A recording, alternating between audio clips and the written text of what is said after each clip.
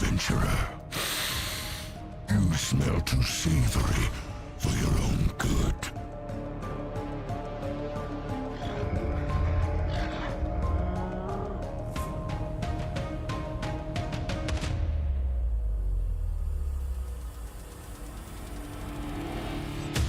Poison? I know a thing or two about it. My salamander babies just want to play with you for a little while.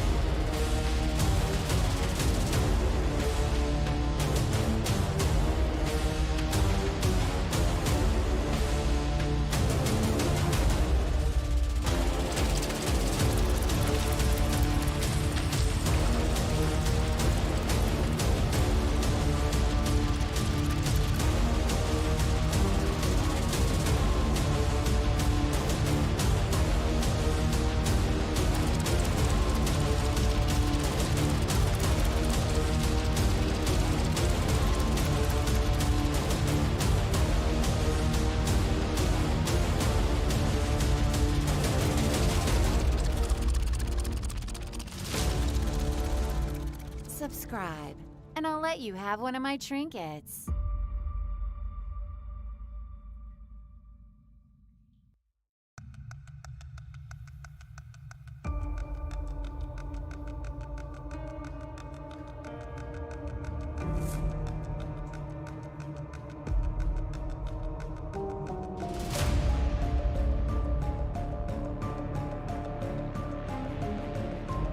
Go on, adventurer. You smell too savory for your own good.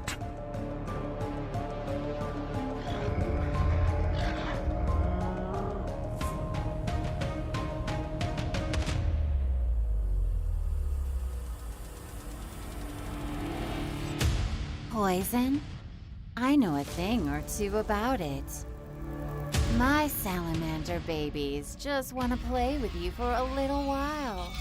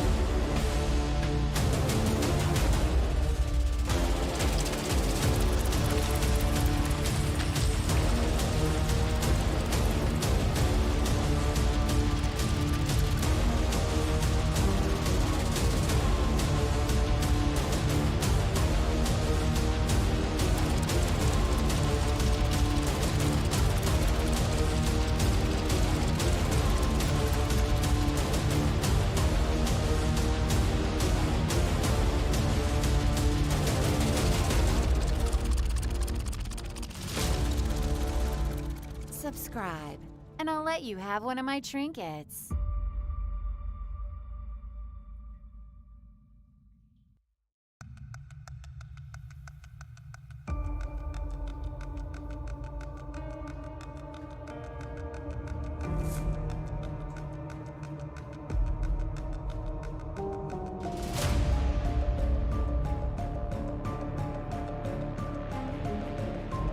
Go on, adventurer. You smell too savory for your own good.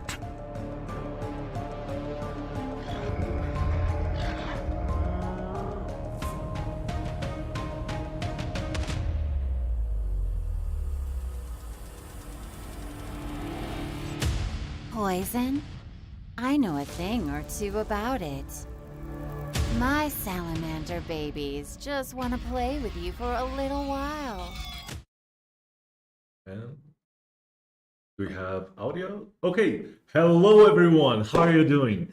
Welcome to the full bundle reveal of our February bundle, or February Fantasy bundle, Tenebris Infested. I'm Tiago, your community manager, and with me today I have Luca. Hello, everyone. How are you doing? Yeah, I also have a couple more people here behind the cameras that I'm going to introduce to you guys in a little bit.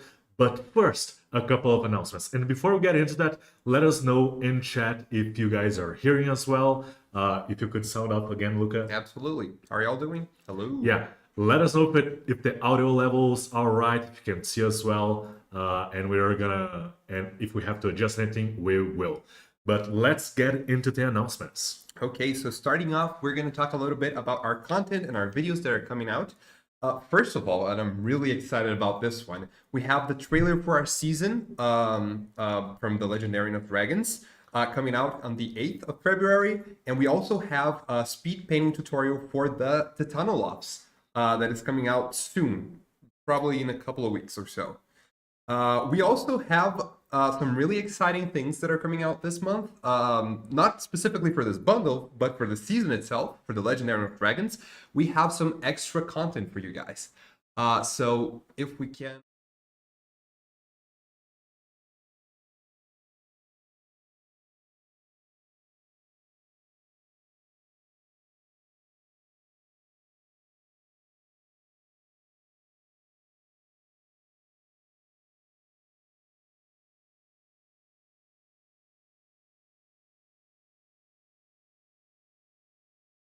Don't know what the Legendarium is all about, we have a season going on, which means that although each bundle will work as a standalone thing, as a standalone team, its own little adventure, we do have a background story going on.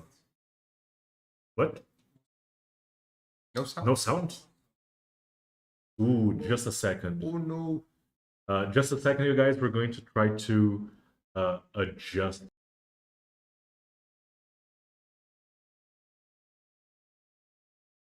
Are we back? Oh, maybe when we transitioned into the... let's do a little test. Can we transition into the...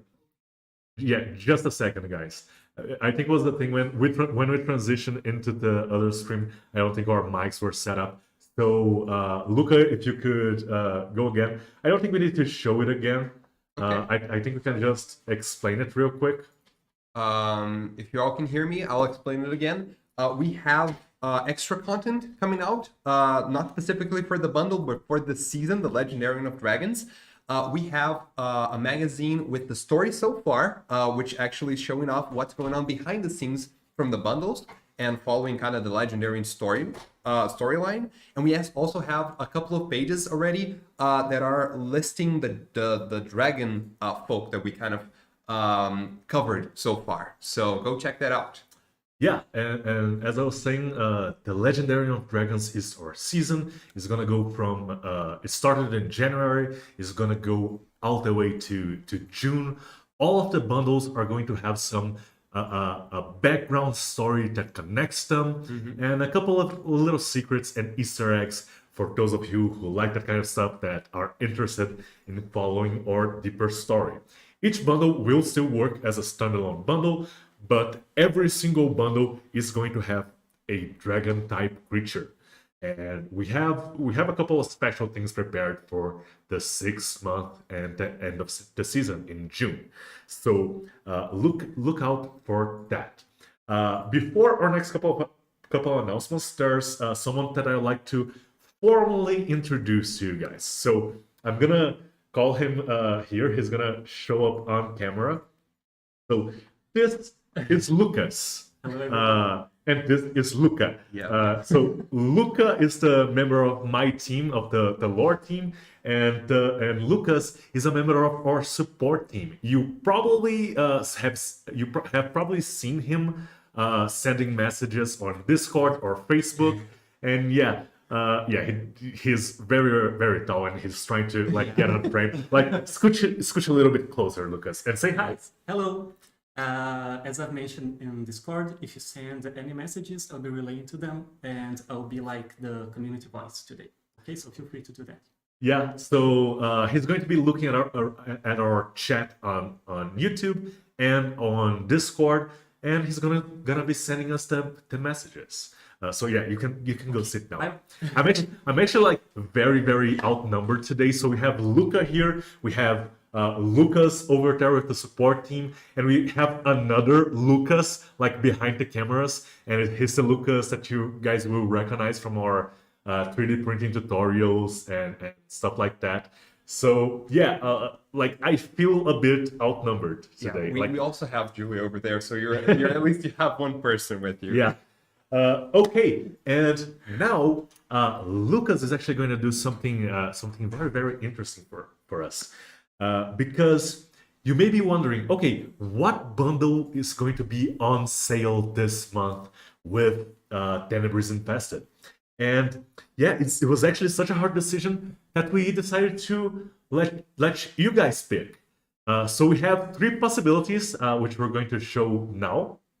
And do we have or are you guys hearing us? Okay, so we have Expedition to the Underworld, which was one of our first bundles, I think like 4th or 5th. It's the first something bundle like of that. the second season. It's the first bundle of the second season, so I think it's the 5th bundle, actually, something like that. And then we have It's Another Trap and Stinky Ancient Ruins. All of them have a cave team or an underground team, and have especially some terrain pieces that could really fit well with the theme of this bundle. So we're going to have a poll on Discord, which is going up right now. So we're posting the poll on Discord right now. Vote for the bundle that you want to have discounted this month, and the poll will stay open from today, right now, up until Thursday, and then the bundle will go on sale on Friday. So yeah, definitely check that out. If you are not on our Discord yet, definitely join it. We're gonna try to do stuff like this a little bit more often. So yeah, and let us know how you like this kind of stuff. And a couple more things. We're going to save some announcements. We have a couple of things to show you at the end of at the end of the live stream. So we're going to have the name of our next fantasy bundle revealed. We're also going to have the reveal of our next loyalty reward, which should be coming out in March, right? I'm not actually sure, so don't quote me on that, but I think it's March. And we're going to have a couple of things to say about the welcome. Ooh, history, intrigue. Yeah, we're gonna just stick around until the end of the live stream. We do have a lot of stuff to get through today. So let's get to it. Luca, if you could recap what's happening. Okay, so for the lore for this bundle, our adventure this time is happening in the Tenebris, which is a continental complex of caves, where in ages past, a demon lord named Titanus was defeated by a group of adventurers, and instead of just poofing off and disappearing as demons usually do, his remains stayed there and started making this poisonous liquid, which in the days of now have spawned a terrible foul group of creatures called the Titanolops that are plaguing the village of the Dirk, which are in constant peril and need the help of adventurers. Yeah, this is almost a horror bundle. There's a couple of creatures here that are really, really creepy. Even a couple of the creatures that are kind of meant to be NPCs are, yeah. Probably the most creepy. Yeah. I think those are going to be the favorites. They are certainly my favorites. So yeah, let's get to it. And first off, let's see what we have first here. Let's talk about the Dragon Portis bundle, which is Glutandur, the Venom Dragon. And let's show the concept art for Glutandur first, the Venom Dragon. Yeah, I think we're going to get to it in just a second, guys. Hold up. Hold up just a second. Yeah, there we go. So this is Glutamdur, the Venom Dragon. We are making an effort to make more loot originals, and this is one of them. This is a Venom Dragon. This is a kind of a screwed up dragon that has been living in the underground in the Tenebris. He's not really affected in the same way by the venom of the Tenebris as other creatures are. He actually benefits from it, right? He was a Venom Dragon to start with. So yeah, it's gonna take a lot to get through his Constitution saves. But he's a little bit based on a Komodo dragon or like really creepy reptiles like that. Komodo dragons are like hella creepy, man. Oh yeah. And yeah, you guys are seeing it there in its amazing concept art by Daniel Senna. Which, you know, it's a effed up dragon. So, and actually, let's go to the sculpt.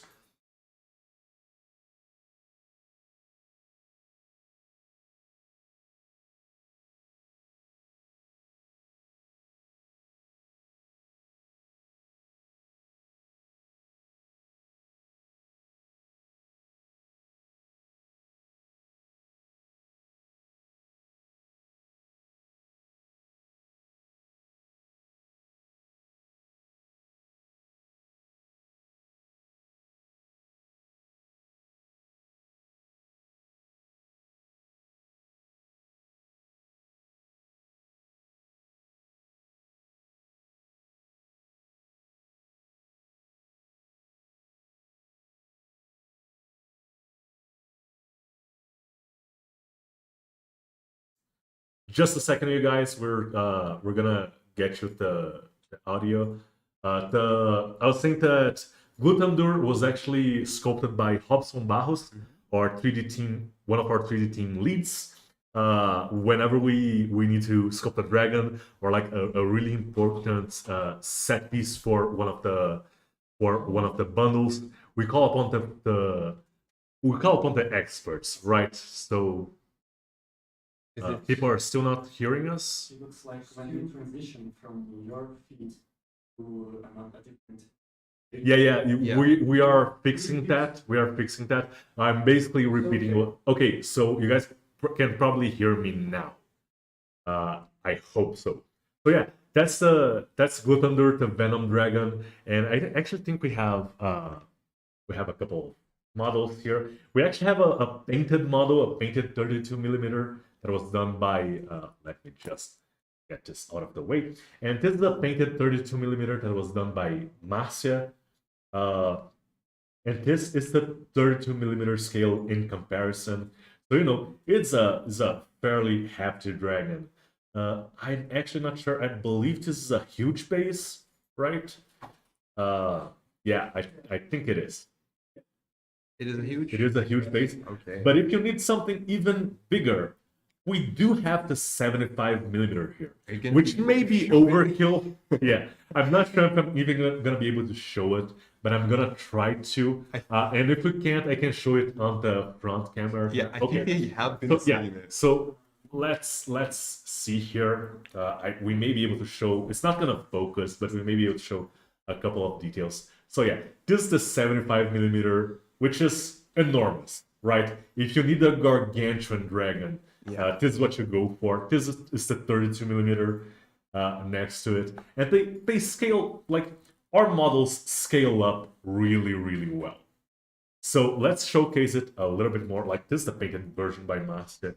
And, you know, just the kind of the gills effect that she did here with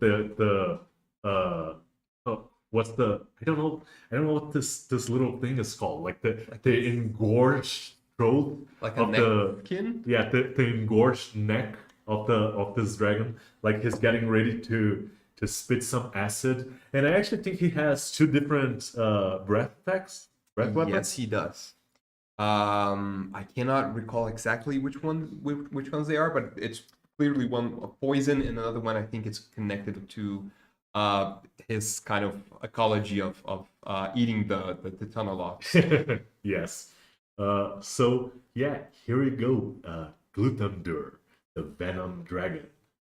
Let us know what you guys think of this guy. Yeah, and this is the Dragon Porter bundle.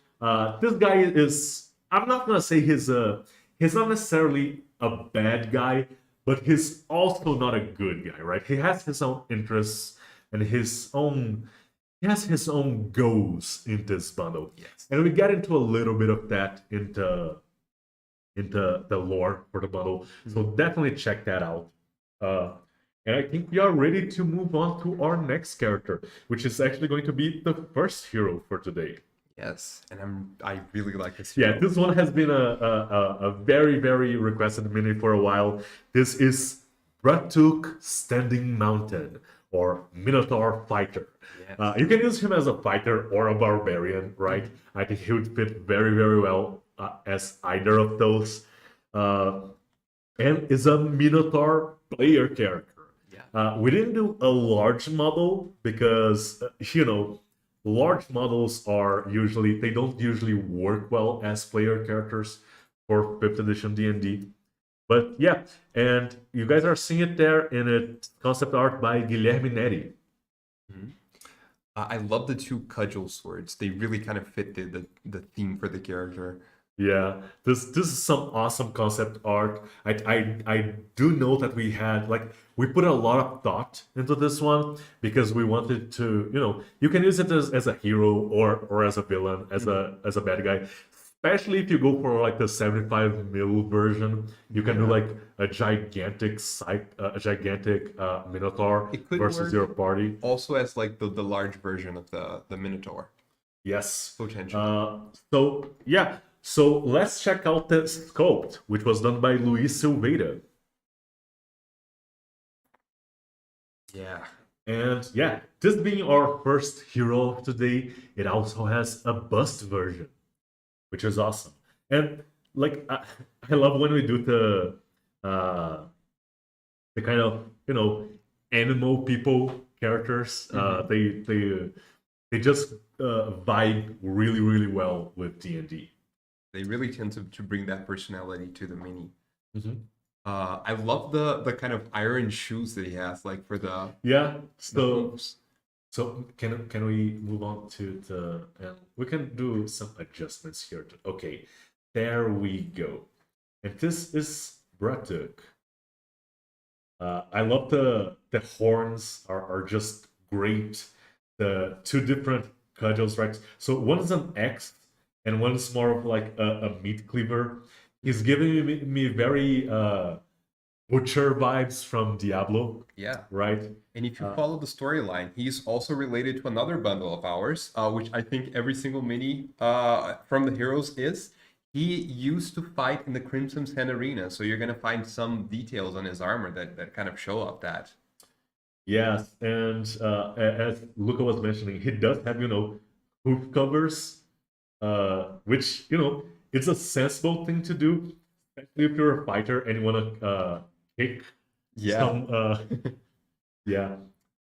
We should probably give this character like a kick attack. We should probably 5th edition actually needs an unarmed combat overhaul. Yeah, kind of a moves kind of section. Yeah. Yeah. There's a lot of stuff that is available to the fighters that I just wish was available to any martial class. Yeah, for the Battle Master Yeah. would really work. Yeah. We also have a bust for this. Yeah, let's show off the character. bust because we're going to be able to show a lot more detail in this version. And I think we may actually have to go for the zoom out on this one.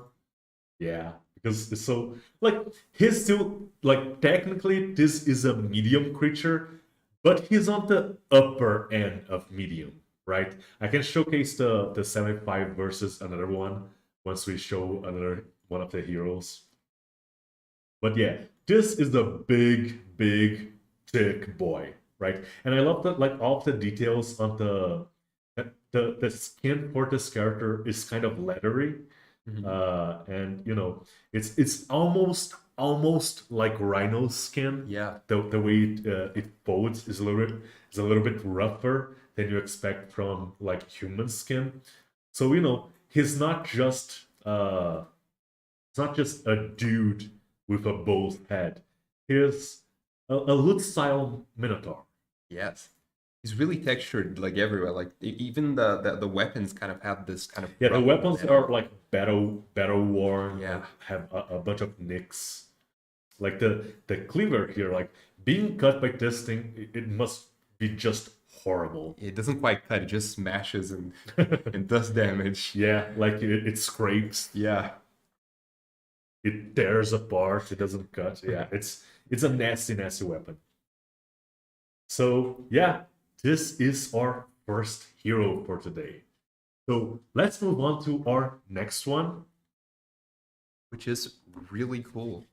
Yeah, it's our Alchemist hero. So it's Agatha Banglock, human alchemist. She's a little bit of an artificer, right?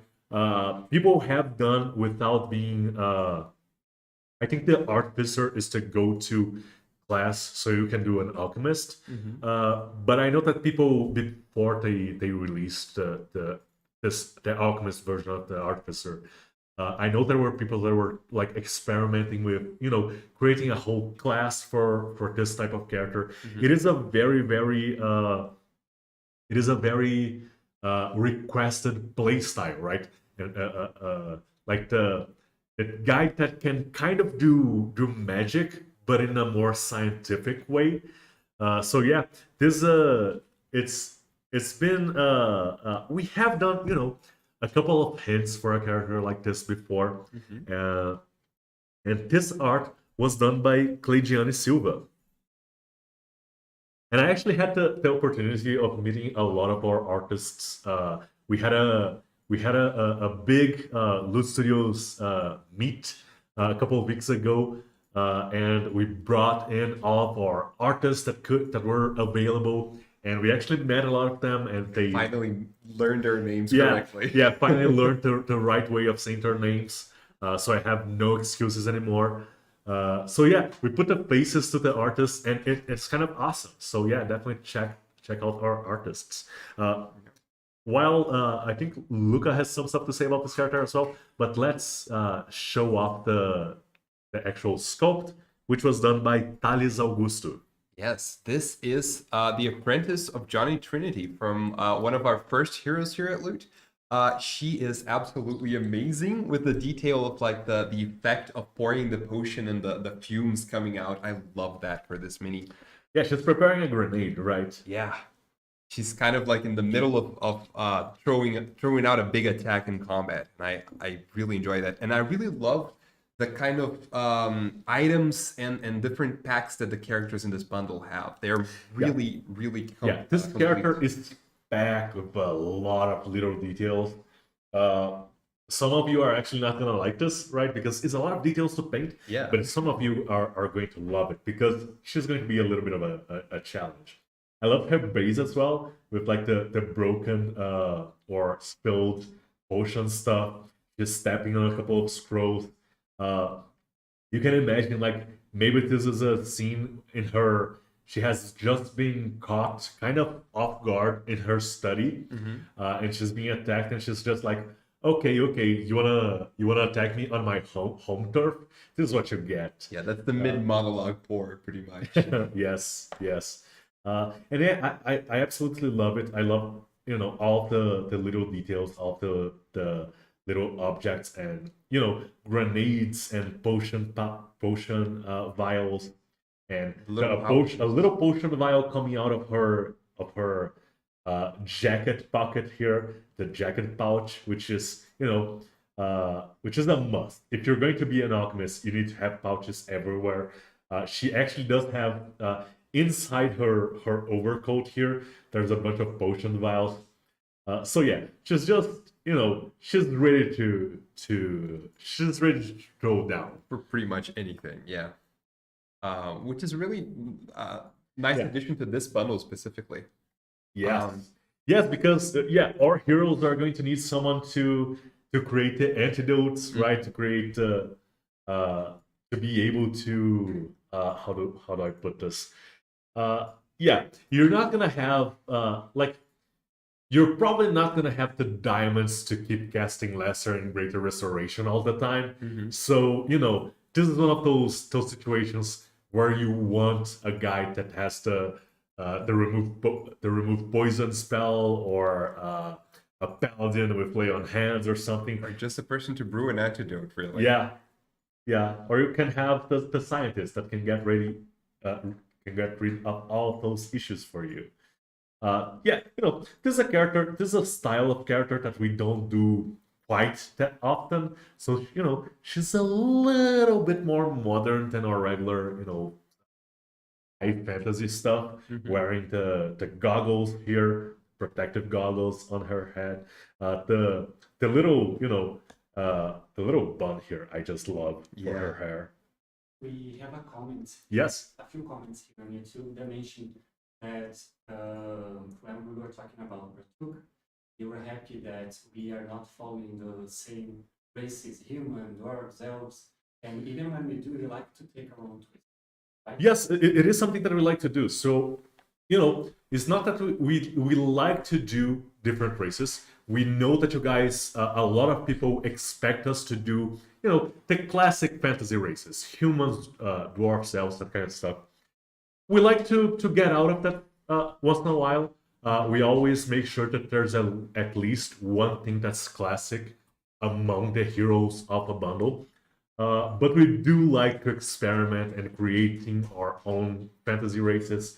And when we do something like a Minotaur, we do, it's a loot Minotaur. It helps tell their story pretty much, and kind of evoke interesting characters for you guys to play.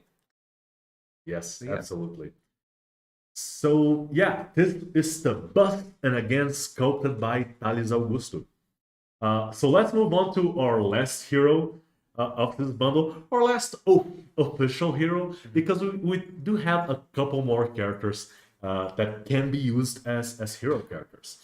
And our next hero is going to be Urius Kingblood, or Halfling Bard. I love this character. And actually, let me adjust. Yeah, we're gonna move some things around here on the table, clear up, Get the and monster get ready. closer as well. Yeah, because once we get into the monsters, there's a lot of stuff to get through We there. have a lot of larger minis in this bundle, which is Yes, so last month we did January. Last month, we're still technically in January. Yeah. So in January we did a bundle with more medium-sized creatures, and now we're doing a bundle that has more, large and larger creatures.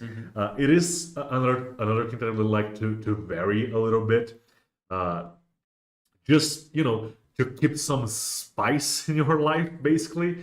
But yeah, let's talk a little bit about our bard here. The concept art you guys are seeing right now, awesome concept art done by Gustavo Rossetto. And yeah, he's kind of your classic halfling and your classic bard all rolled into one.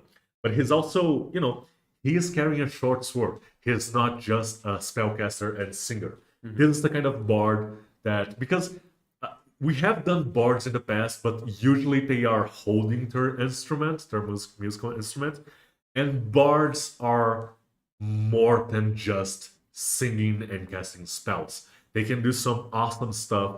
I think they were put together. Are they? I'm trying to remember now, but I think they are also getting expertise, right? Yeah. Just like the rogue and the ranger, I believe. For 1DD, they are part of the expertise classes. Yes. So yeah, bards are a very versatile class. If you want to play them as your and they are usually very good multi-class with stuff like rogue because of that. So yeah, everyone kind of loves bards. There's not much more I can say about this one. Let's check out, while Lucas talks about it, let's check out the sculpt. And the sculpt was done by Andrew E. And I love the dynamic pose of this creature. He's kind of like taunting or just going into battle, but in a very like, I've done this before 1,000 times. Yeah, he's not really worried about Yeah. what's about to happen. He is, he's getting into He's ready. He's getting into the swing of battle. He's right? getting ready to perform the stories he's gonna sing about later. Yeah. This is the kind of guy that like every battle, like after every battle, he writes it down and see if, like, does this make a good song? Yeah, maybe it does. Probably maybe, hype some things up. Yeah, definitely hype some things up. So yeah, and again, amazing sculpt, and all of our heroes this time with a lot of details, very intricate. I love what the artists have done with the cloth of this one, the kind of half cape. It's like a quarter cape, right?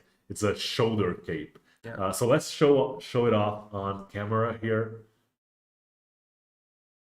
Let's see how it's doing. There we go. So yeah, this is the just a second here, guys. We are adjusting a couple of things here. And yeah, there we go. Now you guys can see this guy perfectly. He is, on top of a barrel that he could probably fit inside of. Yes, probably a traveling barrel. Yeah, I love the puffy pants and sleeves. This is a very Shakespearean touch. Yes. The half. The half caping probably covering kind of the loot in this back, kind of protecting it. And I love he already has like a few grenades probably from Agatha from this bundle. Yeah, they could be grenades. They could be potion vials. Mm-hmm. And speaking of potion vials, we do have a couple of those for you later.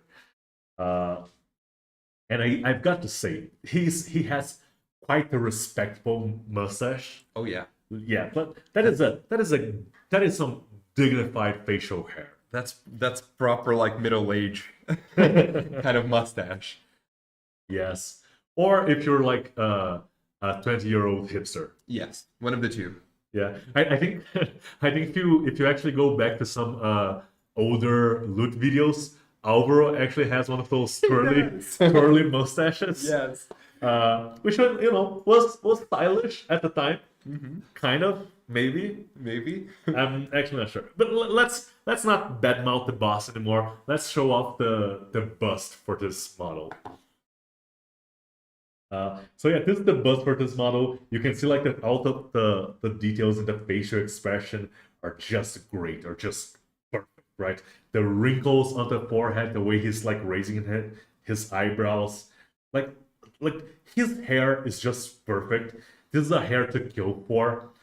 This is the kind of hair that like you have a toupee made out of it. Exactly. You're not really sure if that hair is actually magically enchanted to always look perfectly parted. It could be an illusion. It could be some transmutation stuff going on. Yes. Yeah. It's like not a strand out of place. Not at all. In either the hair or mustache. So yeah, this is Uriel's King Bluff, or Halfling Bard. Okay. Should we move on to our first NPC for this bundle? Yeah, let's move on to our first NPC for this bundle, which I think she has a more idle pose, but I think she could also work as a warlock or a sorcerer. One of the quote unquote evil ones. Yeah. Like the undead patron, or like almost any warlock patron could fit for this one. It's great old one. Yeah, it's Auntie Granite Everyouth. The idea of this one is that she's kind of a hag, but she's kind of a beautiful hag. But she behaves much like a hag would. She's an NPC in the story, so she's not necessarily evil. She's kind of out for herself. She also has her own ghosts. The concept art, the awesome concept art you guys are seeing there, was done by Pila. And the sculpt that we'll be seeing in a little bit was done by Rafael Usui. Yes, let's check it out.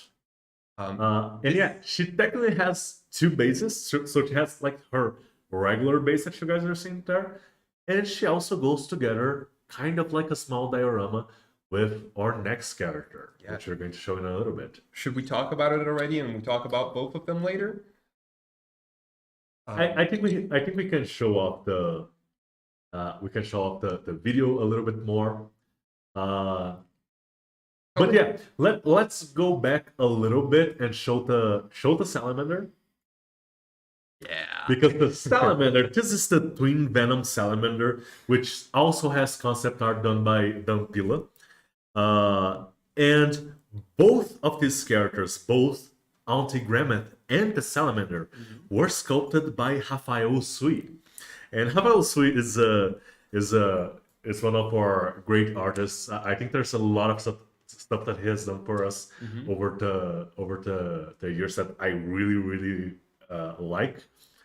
He does quality work, and the idea with this one, this is just one salamander. Yes.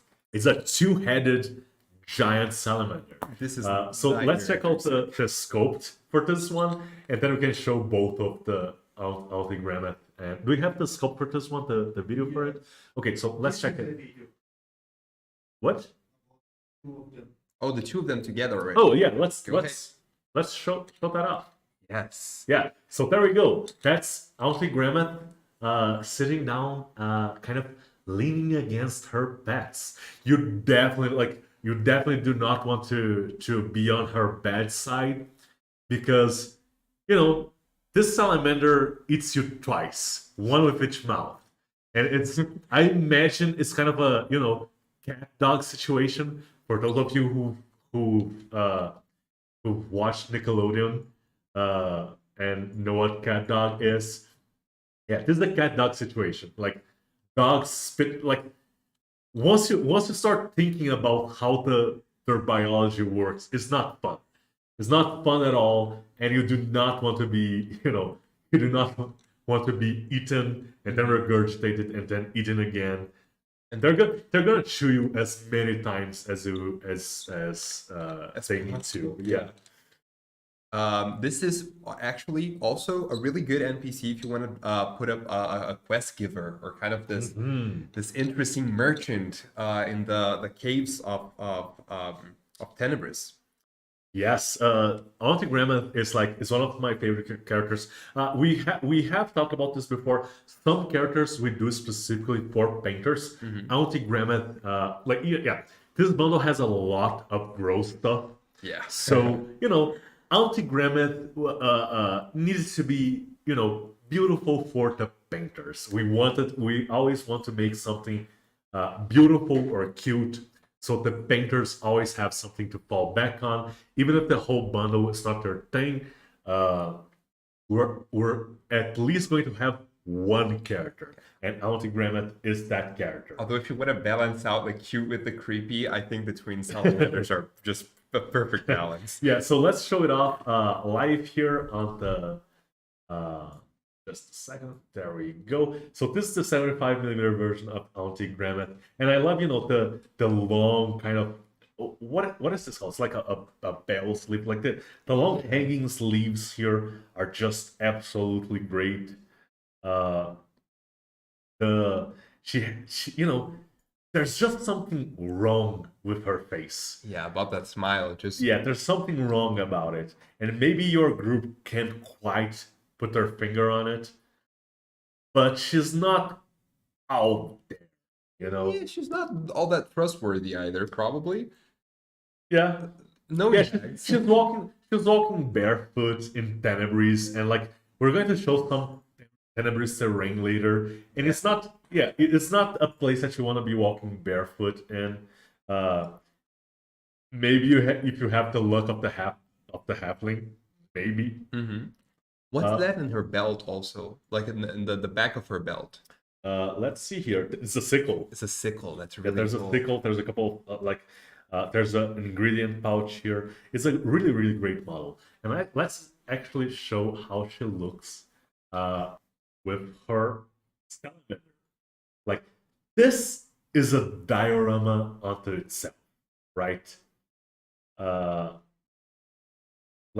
We knew as soon as we decided this was the original character concept, but we knew you guys were going to want the two of them as separate things. So we got started on that as soon as we could. We also have the Salamander.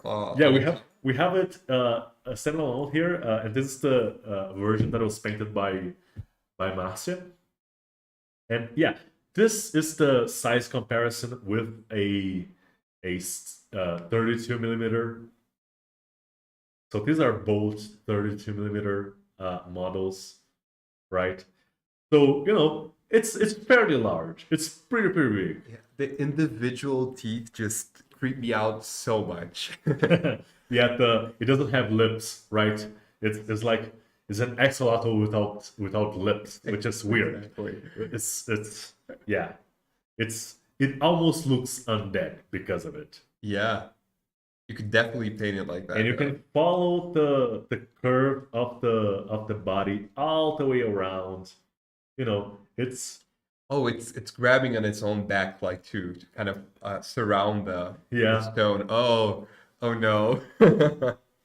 I hate it so much. It's just yeah. I don't think Granite is like a regular size character, so you know we showed off a couple of like this character next to it.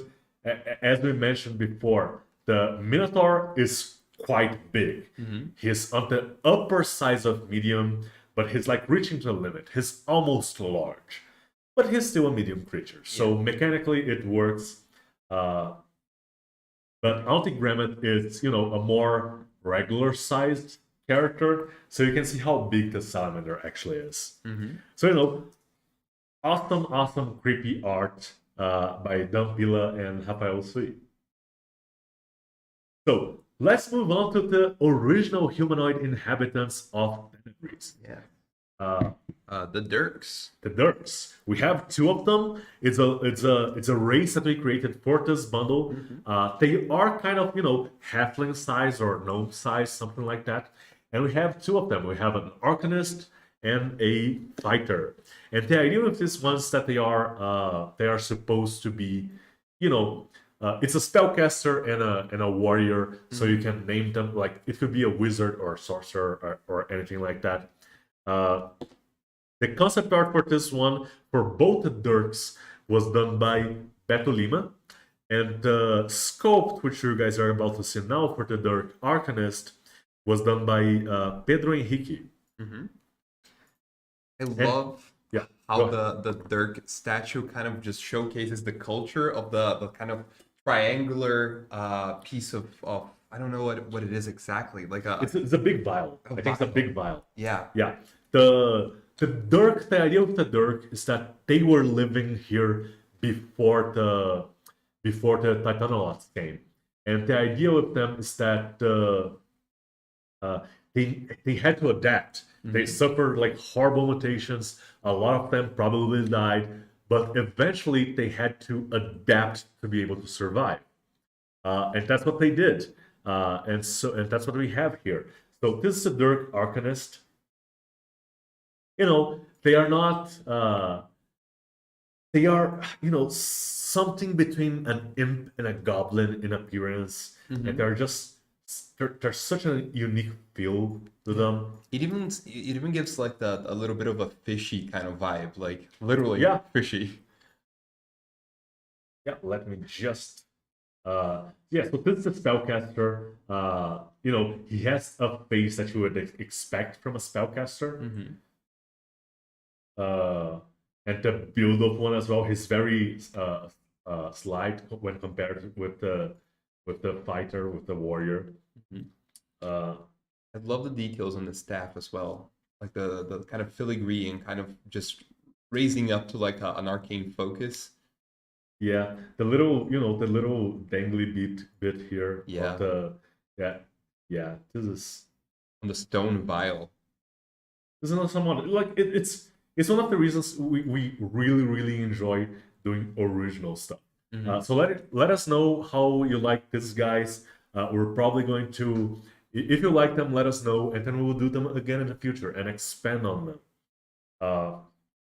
So yeah, let's move on to our Dirk Warrior, which is the next one. As you said beforehand, the concept art was done by Beto Lima for this one. And the sculpt artist for the Dirk Arcanist was done by Pedro Henrique, and but the sculpt for the warrior was done by Victor de Paula. So yeah, this is another one. You know, this one it's a female one, and she's a lot more bulky, a lot stronger. You know, you do not want to be on the wrong end of that stick, which is any end that's not holding it. Exactly. Yeah, that's a vicious weapon. And the Dirk, one of the ways that they survive is that they harvest the Titanoloth. And they use because when you harvest the Titanoloth, you can get stuff like magical powers from them. They kind of produce magical components from the body. So if you ingest them, and this is actually covered in our magazine, you can gain special abilities for a limited time. So yeah. Yes. Okay, so let's showcase the model in my hands here live. And I think we have the halfling model just for comparisons. Yes. Yes. So you know the Dirk are pretty much halfling size or goblin size. They are small creatures with medium bases. This one is actually a little bit taller than a halfling. They are she is bulkier as well. And I love like the huge like this is a jaw, a giant jaw that's hanging from her neck. Yes, kind of a Titanoloth jaw, and I love the mallet because it feels very logical. Like how do you fight creatures with An tails? exoskeleton. Exactly. Really cool mini. And I love how her like the kind of spikes or scales in her that form her hair are kind of slicked back. Well, the Arcanist is kind of like spiked. I Yeah, really like that. the Arcanist has kind of a widow's peak. His like his hairline is receding, kind of like mine. It's gonna happen to all of us eventually. I mean, if you gain magical powers, it's- Maybe. Yeah. Yeah, maybe it's one of the things you should look into. But yeah, this is our Dirk Warrior. So let us know what you think about this new race that we came up with, and we'll bring it back at some point in the future. Okay, so now let's get ready for the big bad guys of this bundle. And I don't even know if I would call them bad. They are just kind of, it's just that their existence is the antithesis to the existence of anything else. They are just going to consume everything, It's just right? natural. Yeah, it's natural. It's natural. I guess I would call them, I think they're actually lawful. They would be like lawful neutral. Probably. I think they need to be lawful because they have a hierarchy, right? If not neutral, because they don't follow exactly a code of laws, it's just their nature. It's just their nature. Yeah. Maybe. But I think when nature is organized like that, it would be kind of lawful. Yeah. Potential. Anyways, you guys are seeing there the Titanoloth Queen, Gainanda. And yeah, the concept art there is by Pedro Dutra, and the sculpt was actually done by another Pedro Young. Yeah. So yeah, you guys are going to notice, a lot of similar first names in Brazil. Like it is a thing. It's just you call someone here at Loot and like 5 people turn their I mean, heads. in this room is a Lucas combination. So. Yeah. So yes, but this is Gainanda. She's kind of like our Zerg Queen, or Critical Role did something similar recently. She's the Swarm Queen, right? She's the mind behind the mindless. She's the one that's actually organizing things and making sure the expansion of the Titanoloths is actually happening, and it's consuming Tenebris. And yeah, if the heroes and the Dirk don't get together and do something soon, it's going to overflow into the surface. Exactly. So let's check out the scope for this one. Yeah, this is some creepy stuff, right? This is some very, very creepy stuff. And she actually comes with there's an object that is made for her. It's a 32 millimeter. It's actually her egg sac. I don't want to say her butt, but I kind of already did. Yeah. So, yeah. If you want to call it a It's butt, kind of it's a like butt. what the alien queen did in Aliens. You know, this character can actually detach from her egg sac. And let me make sure that I don't break anything with this one. I'm gonna try really hard to like transport it here. And it's amazingly Let me painted. also. adjust the position here. Is this good? Okay, so yeah, this is the character, and we're going to show the 75 millimeter in a second. But this is the character. This is like a tall ass 32 millimeter character here, and it is, you know, it is nothing when compared to Gainanda, to our Titanaloft Queen. It just vanishes, right? And she actually, she's huge, I believe, and she actually, there we go. She has two. This is a boss with two different phases, right, for your game. But I think you guys are actually going to be able to see a lot more detail. Yes. We have a question from YouTube. How many legs does she have? Ooh, I think she has 6 legs. It's 6 legs plus 2 plus it's a lot of pairs of pincers. Okay. So she, you know, yeah, because these things here in the front are not legs; they are pincers, they are grabbers, and she has a couple of sides as well. It's a lot of arms. It's a lot. What's coming out from the egg kind of part of it? Is it like tendrils? Is it Pseudo arms or like ventilation shafts? I don't know, man. potentially- Oh, Yeah, it's like this thing is alive. This thing needs to breathe. That's where right. the poison Like comes out the from. eggs that are inside, you know, need to they need to be fed with the poison of Tenebris, Yes. with the poison of Titanos.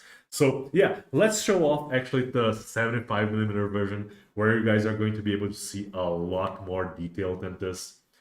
We don't have an egg sac for the, unfortunately, for the 75 millimeter version.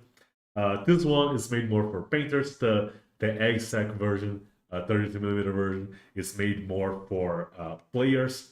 So yeah, this is it's gonna be even a little bit difficult to showcase all of her here. She does have a humanoid torso, right, and a humanoid head. So yeah, she could be a fallen adventurer, and I think someone actually mentioned in one of our posts that they were going to make this the backstory of one of their characters. That this was like someone's mom, which is terrible. Oh no, which kind of really fits, like a person that was attached to the Titanoloft to kind of bring that sentience. Yeah, and this character actually like fills out the whole of the huge base, right? She actually needs this much space. And here's the thing, if you want to play with this as a gargantuan character, you can actually have the characters fight like underneath her. She's that big, she's that large. So yeah, this is an awesome and disgusting character all at once. With, again, concept art by Pedro Dutra and sculpt by Pedro Young. One last thing that I would really like to ask the community is, what do you think is like the thing in the back of the... Yeah, I think it's like the continuation of her like back spikes. But yeah, I think that's hair. I'm not really sure. I think that's actually meant to be the the connection point with the egg sac, Yeah. as if it had been ripped off her. Oh yes, Yeah, really cool. yeah. You can imagine this like the underside of her belly and the egg sac. The green thing is just pulsating Yeah. as she breeds and as the eggs are getting ready to hatch. Yeah, this is a big gross one. And she does have a lot of, big growth babies. The swarm. Yeah, it's the swarm. It's the Titanolot swarm.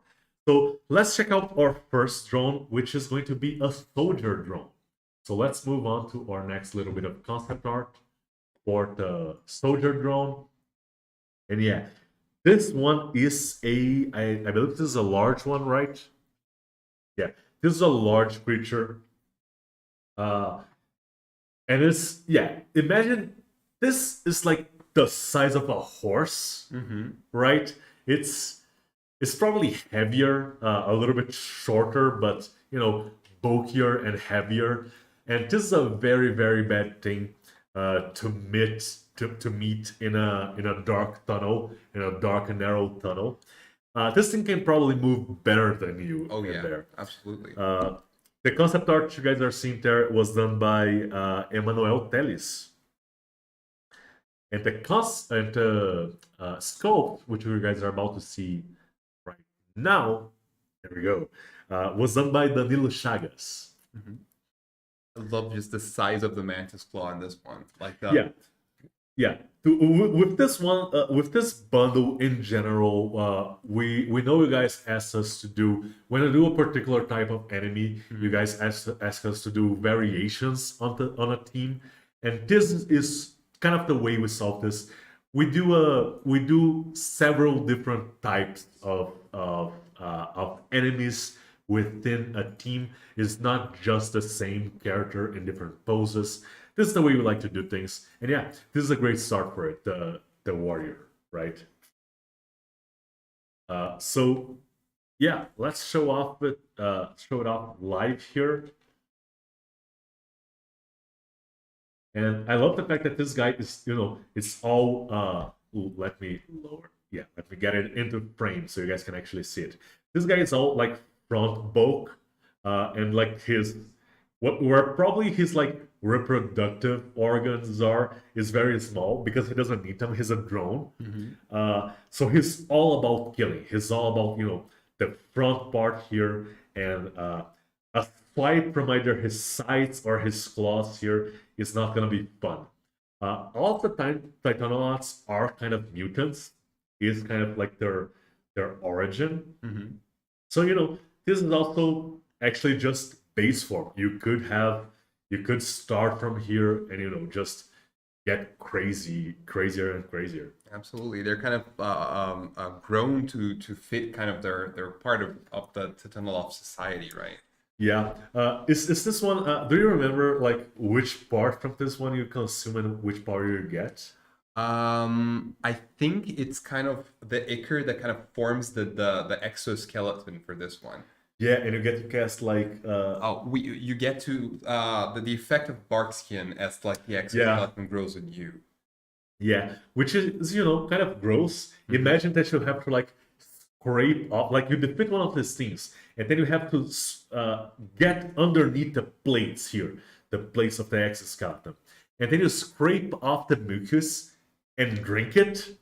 And yeah, now you are also gross. One of the things that I noticed is that the Dirk fighter probably has like an attachment on the base of his thingy that is probably meant to do that. Yeah, Like, it's the little hook. the little bottle opener here. Exactly. Yeah, ooh, tasty. Yeah. So yeah, this is the Titanolot fighter drone, soldier drone actually. Which it's the frontline fighter. You're probably gonna be printing at least a couple of these, like 4 probably. I think an encounter would be at least a couple of these plus a couple of the other ones. It would be an interesting encounter. So let's get to the other ones. Okay. And next up we have the Scyther drone, which is our flying drone. The concept art that you guys are seeing there was done by Pedro Ferrer, which I actually think is like our 3rd or 4th Pedro today yeah, in our that's- artist list. That's true. So yeah, awesome concept art. This is the Scyther drone. This is the like the actual, like, it doesn't have a stinger. It has sight. So it's like it's slashing damage. It's gonna you can also imagine you can also see that as a something made to pick up characters and fly away with them. So yeah, it's a narrowly fight, and it's probably a very it's used to maneuver while in like the tight corners and the narrow caves of Tenebris. So yeah, let's check out the sculpt by Anderson Fernandes. Okay. I really love the design on this one because even the wings feel like they're kind of diving down to be able to catch something and then Yeah, fly this one back. is in movement, and we cheat a little bit in this one with the rock. So we create the illusion that the character is actually flying, but you can imagine, like, this thing doesn't have actual legs, so it doesn't land. It doesn't land normally. It probably like grabs onto like a bat, onto a stalagmite or something, Yeah. onto the ceiling of the cave, and then just a swarm of them just comes flying down, and it's going to be a bad time for the adventurers. Absolutely. So yeah, let's check it out here. This is actually a smaller one, and by small I mean it's actually medium-sized. Small in comparison to the others. Yeah, the others are like quite big. Yeah. But even in the Titanos, we wanted some variation in size.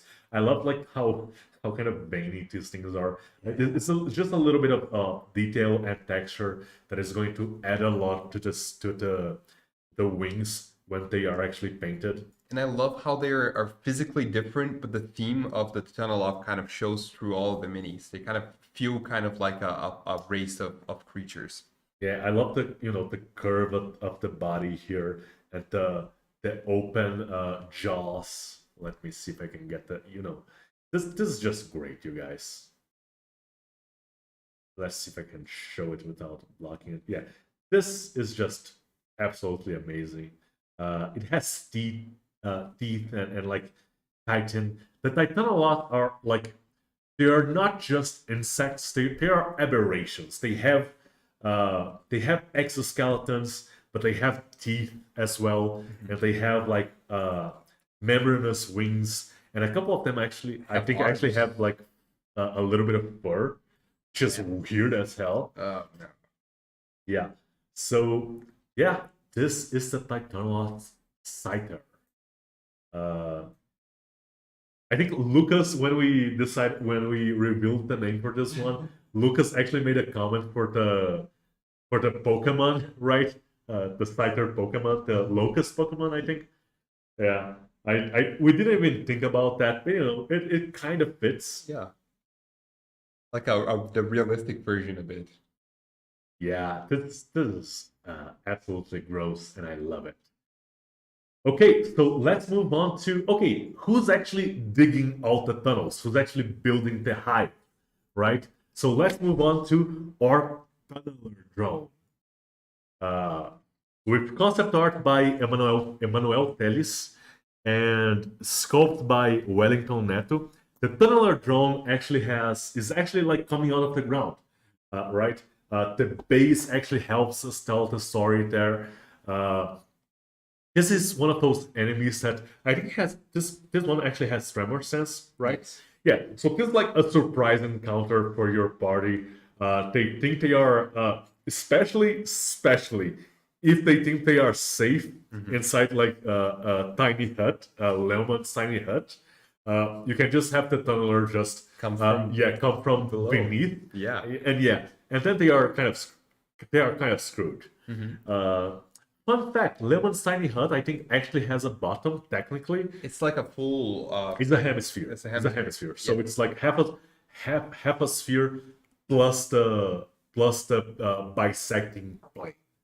But it actually is like, it needs to be centered on a place Yeah. And if the place that it's centered on is destroyed, like The gravity kind of. creature tunneling from beneath it, it loses its anchor point and it's gone. So let's check out the actual sculpt there by Wellington Neto. Really cool. I love the kind of almost not even spider fangs, but kind of snakish, kind of elongated fangs on this one. Yeah, it's I think a couple of these creatures, if you actually like zoom in into like really small creatures like I don't know, like fleas or dust mites or stuff like that, they are actually going to have like oversized grabbers and things like that, which are like imagine that, but it's like that fang is the size of your forearm. Yeah. Right? It's gigantic. It's enormous. It's going to kill you instantly. Not be able to grab you and tunnel you into Yeah. its actual den. Yeah. So we were talking about the fangs, which are enormous. I think it can almost devour a character whole. But the whole thing with this character is this is one of the workers. This is the one that is actually going to be tunneling and getting through and building out the hive and expanding the hive and building new chambers. And once in a while when you're exploring, you're gonna find a new tunnel, and it's going to be these guys have tremor sensor. They're not going to be happy that you are invading their territory. And I would love to actually describe this to a party. You find a new, fresh tunnel, like Yeah. You're on your way back from adventuring, and there's a new tunnel. Yeah. Yeah, there's a new tunnel that wasn't there before. So yeah, this one is great. I love tunneling enemies. Yes. That it's one of those things. It's like when you're playing Pokemon and you use dig, and the Pokemon just vanishes, and the other guy can't do anything. It can't attack something that's not there. Exactly. And the same is true for D&D, right? So you can everyone can like ready their actions, but readying an action is never as good as having your full turn. You don't know where you have to attack, and honestly, the best armor you can have is the ground between like your enemy and your players. But yeah. Yes. So we only have a couple of drones left, and they are kind of like the rank and file of the Titanolot army, of the Titanolot society, as it were. And the next one is the Dead Mother drone. And the idea with this one is that the queen doesn't have time to take care of every single egg and every single drone. The queen has better stuff to do. She needs to, lay more eggs, I guess. And I think it also isn't all that mobile. Yeah, she also isn't all that mobile. She can't take care of all of them. So we have the Dead Mother drones, which probably have like the thing with the engorged sacs on their backs is that they actually have like they carry the nutrients that they use to feed the larvae and to like nurture the eggs. The concept art, the amazingly disgusting concept art that you guys are seeing, that was done by Guilherme Neri, and the sculpt, which you guys are going to see now, was done by Renato Roa. This is a really cool one. I love the tongue kind of. The tongue is we should probably have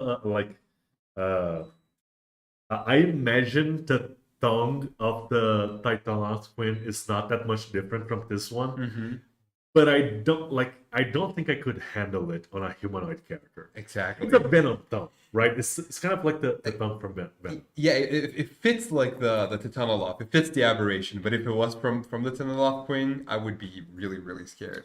Yeah, it's all muscly and veiny, and and she's actually taking care of the eggs. Here, there's a bunch of Titanolot eggs in her base, and the Titanolot eggs are actually spiked as an added bit of protection. I don't know what people expect to get from what kind of creature is eating Titanolot eggs. Maybe the Venom Dragon, maybe. Maybe the Dirk, honestly, like a fried Venom. Yeah, every but you know, morning. you crack it, you make an omelet, you don't Yeah. eat it whole. You Exactly. know, it's going to it's not going to pass easily. Let's say that if you eat it whole. I love the giant tongue here. Do you know the detail that creeps me out the most about this mini? Yeah, The little end of the creature's legs, it's kind of plastic and it's kind of folding into itself. yeah, like the you know, it has a couple of the other creatures. They have they just have, you know, feet. This one actually has manipulators. It's Yeah. like fingers on the ends of all of its legs, And you can see because it needs how- to be able to take care of multiple eggs at the same time, right? Exactly. And you see how plastic they are because they need to be like that to kind of conduct the fragile eggs around. Yeah, and the you know, the giant engorged abdomen here. This part is probably like pulsating and glowing and like it's very veiny. Yeah. Yeah, it's so gross. I would It's love to great. see what the painters will do with that. Yeah, this one's gonna be great. So yeah, this is our penultimate drone, but we have one more. And it's the smallest one. It's the littlest one. It is our it is simply the glowing Titanonaut drone. With concept art by Guilherme Mota. And Guilherme Mota is actually our lead concept artists, at least for the Pegasus subscription. And the sculpture, which you guys are going to see in a second, was done by Fabian Cardoso. This one is the smallest one. This one is kind of this one is the explorer, right? It's the start, like the first signal of an infestation is that in the darkness of Tenebris you see a light. It's not a good thing.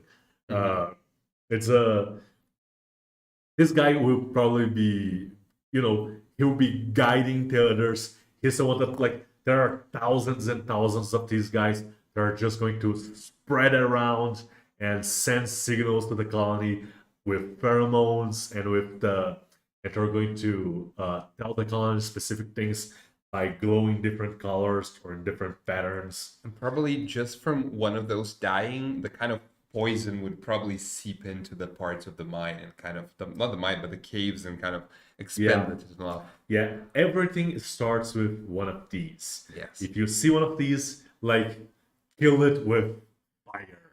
You know, what's the meme? Hands get a flammenwerfer. Yes. Burn the house down because we have a spider. Yeah, That's the we spider. have a spider infestation. Like set the house on fire. Exactly. It's the right thing to do. It's kind of the thing, because once the Titanonaut infestation gets out of hand, it's very hard to stop it. You need to kill the queen, and good luck even getting anywhere near the queen. So yeah, this is our last drone for today. But wait, we still have one more character, one more kind of horrible thing. It actually doubles down as a couple of characters, as a couple of models. We have an ooze. The Hydra ooze. Jesus Christ, I like ooze is such in my mind such kind of a 90s term. You remember there was the Power Rangers movie had they were fighting against an ooze monster, and or at least one of the Power Ranger movies, and the second Ninja Turtles movie as well. Yeah. Ooze was very, it's gross. You can sell it to kids. Kids are going to want to mess around with it. But we did our own take on an ooze, which is the Hydra ooze. I really like this one. I find it really creative on the themes Yeah. of it. The idea of this one and the concept art there is by Renan Maurílio. And the sculpt, which you guys are actually going to see now, was done by Douglas Martins. Yeah, and this is a like very kind of complex one. It's an ooze, but it's not all ooze. It keeps the heads and the skeletons of a couple of creatures it kills, a couple of humanoid creatures it kills, and it and then uses them to grow new heads. And any head that's actually cut off it. And what's the damage type that you're not supposed to do to this one? Is it slashing? A slashing damage. Is slashing damage. Slashing damage is going to be very bad against this ooze because, as you guys are seeing right there, it's just going to generate another head that can grow into another full-size Hydra ooze. Which kind of fixes one problem that I have with the Hydra in 5e. If you cast low, it won't be able to attack all the times that it's supposed to. But if all the heads are kind of swarming around you, you can't just stop them all. Yeah. So yeah, let's check out. Yeah, this is a big one as well, and this is kind of just a big mess of things of ooze, right? Kind of. Let me lower it a little bit. There we go, and maybe even a little bit to the right and up, and yeah, there we go. There we go. But you can see like there's a lot of skulls here, and you can like this sculpt has it's a mess. The character is a mess, but the sculpt actually has some logic to it. It's almost like a creature trying its best to form functioning limbs so it can move around, and at the same time the heads are swarming up above. It has kind of a tail here, so even though it is a very messy thing, it has a logic to it. It tells a story, which I think is great. And if you do some slashing damage to one of these, you get one of these. You get the Hydra heads, the ooze Hydra heads here, which I think they are actually described in the ooze Hydra stat block. And yeah, this is our last character model for today. Less creature. Last creature. Yeah. Should we move on to the objects and the amazing props? Yes, let's move on to the objects. We do have a lot of terrain objects to show off. And for this, let's do... Okay, I'm going to use this one. I'm going to use a 32 millimeter as a reference. But let's do the Tenebris and we have the videos for those ones, for the objects. Okay. We don't have the videos for the objects, but we do have them here, and we're going to be able to show them to you. This is the entrance to Tenebris, or one of the entrances at least. It is not necessarily inviting, right? And that's kind of the idea. It's just a big tunnel that seems like it wants to eat you. This character is even a bit too big, too tall to get into it. Like the idea is that this is supposed to be, Tenebris is supposed to be a little bit claustrophobic. We do have some room in there if you guys want to do a diorama. Put some minis in here. Especially, I think the Dirk minis will fit very well. I would love to see somebody add like an LED inside to kind of showcase. Yeah, the glowing like Venom or acid pools inside. Exactly. The concept art for this one was done by Gustavo Cavalcanti, and the actual sculpt was done by Roberto de Paula. So let me just turn it around a little bit, show you guys, all the little details, a little bit of grass on top of foliage, something like that. The twisted and dead trees, like nothing can survive even in the vicinity of the entrance. And the entrance itself is kind of made to resemble, a gaping maw ready to devour you. And yeah, this is the entrance to Tenebris. We have a question from yes. Discord. Not a question, but a comment making a suggestion that it may be possible to print it supportless on FDM. What do you think about it? I'm actually not sure about printing it with no supports on FDM. To FDM, need to think what when you scope. Yeah, We probably can make cuts to ease the print wave. Yeah, so I don't think it's going to work with no support. But yeah, we can definitely check with our team if it's possible to release an FDM version of the terrain. We do know you guys love to print the terrains in FDM. Uh, this bundle is a little bit more complicated because the terrains are, very, very detailed. So, but yeah, let's move on to our next model. And if there are any other questions or any other comments, feel free to let us know. And the next one is a Dirk home. And actually don't have a 32 millimeter Dirk here. I only have like the big one. And yeah, this is not going to work. But yeah, just a Dirk home. This is kind of a stone excavated hut. But you have a little window in the door here, and the little lamp hanging on the entranceway, and a bench, and all of these little details here. A couple of I think these are actually like fungi growing in a flower bed, which I think is cute as hell. The little trunk as a chimney. Yeah, this one is awesome. Could you potentially actually make it work? Like put like a little bit of I don't know. I think you would have to actually, because it's not actually there's not an actual like hole here. I think it's just kind of the suggestion of one, but I think you could make it work. It'd be a really cool detail for like a protect the Dirk home quest. Yes.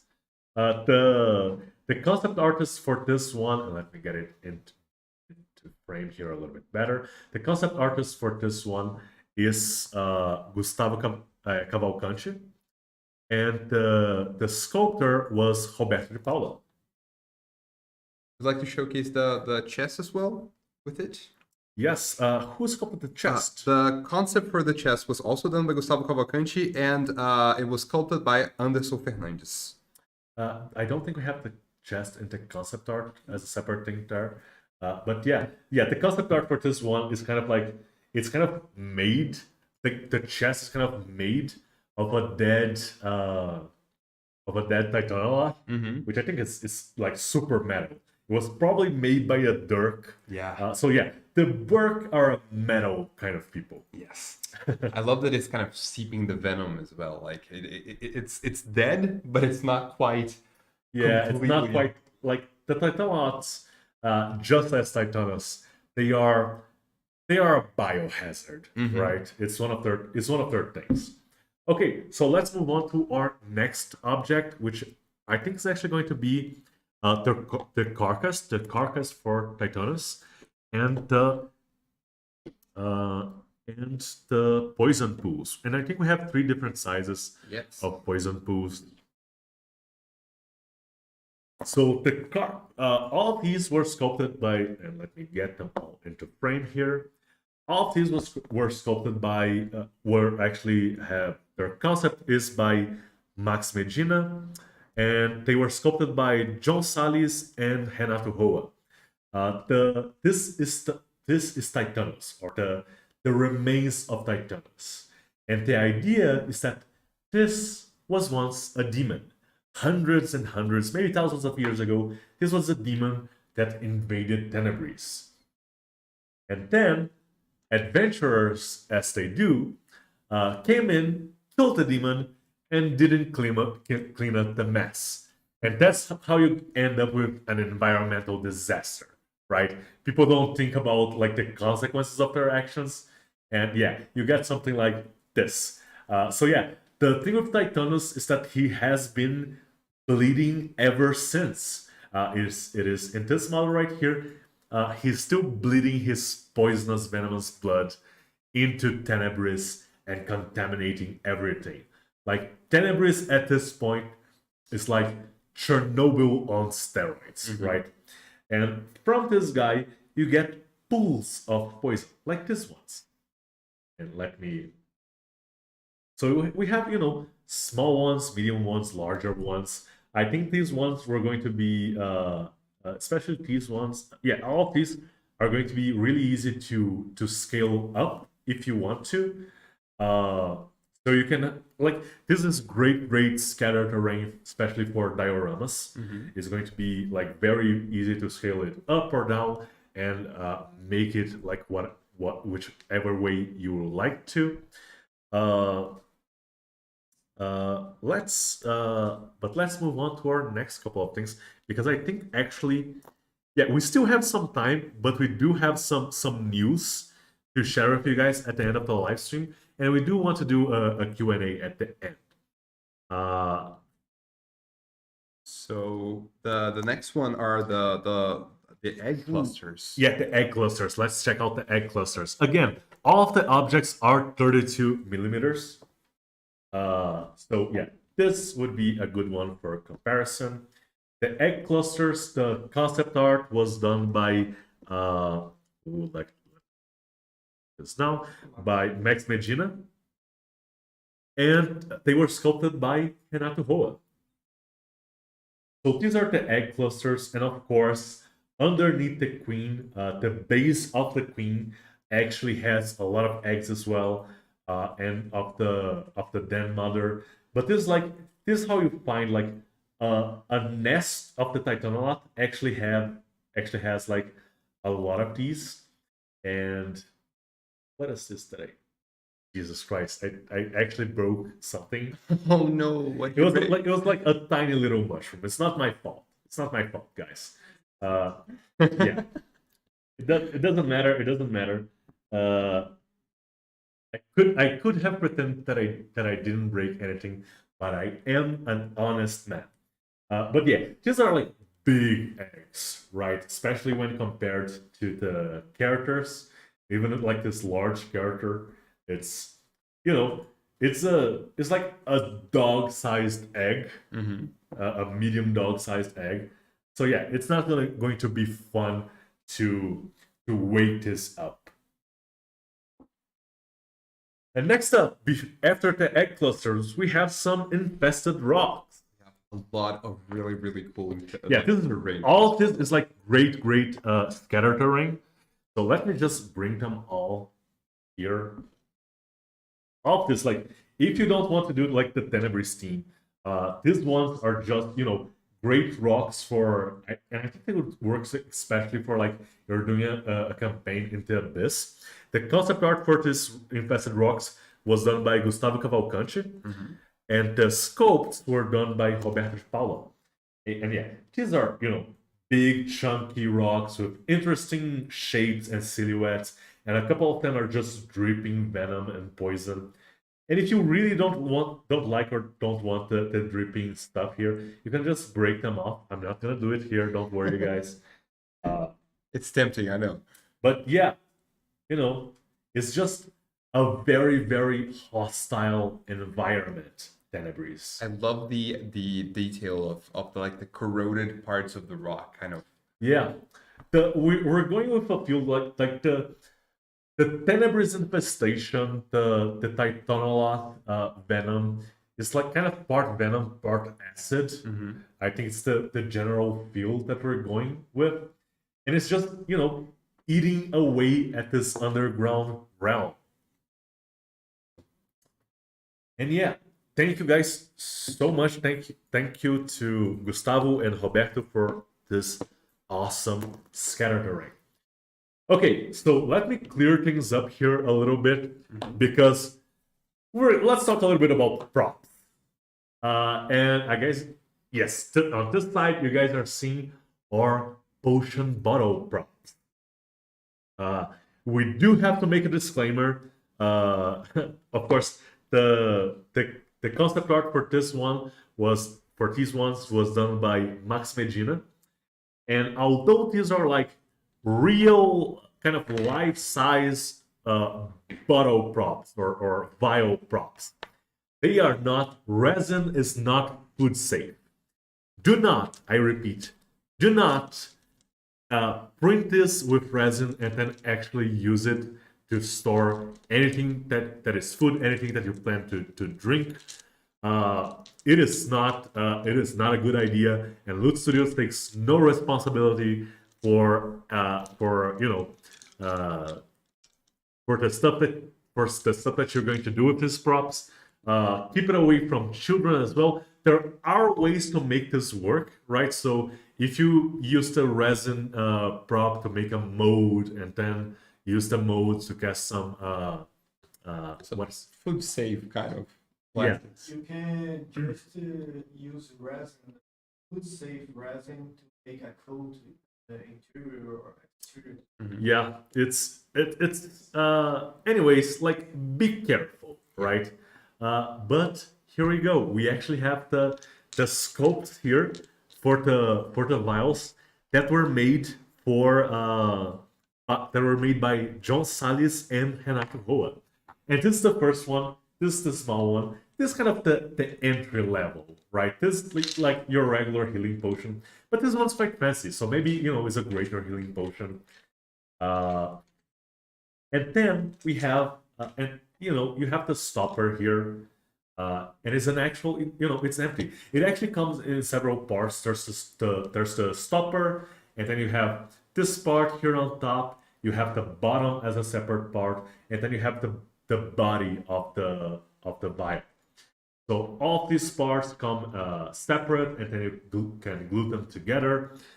We have the kind of medium-sized potion here, which, again, very, very fancy. You can use these ones as just decorations, and we're going to show a little bit of it in a second. You can print them in translucent resin. But let me just showcase the big potion, the greater potion here real quick. And yeah, this is the big one. A couple of people compare these to, perfume bottles, and they do have that look, that fancy look. This is not, your mama's potion bottles, right? Potion vials.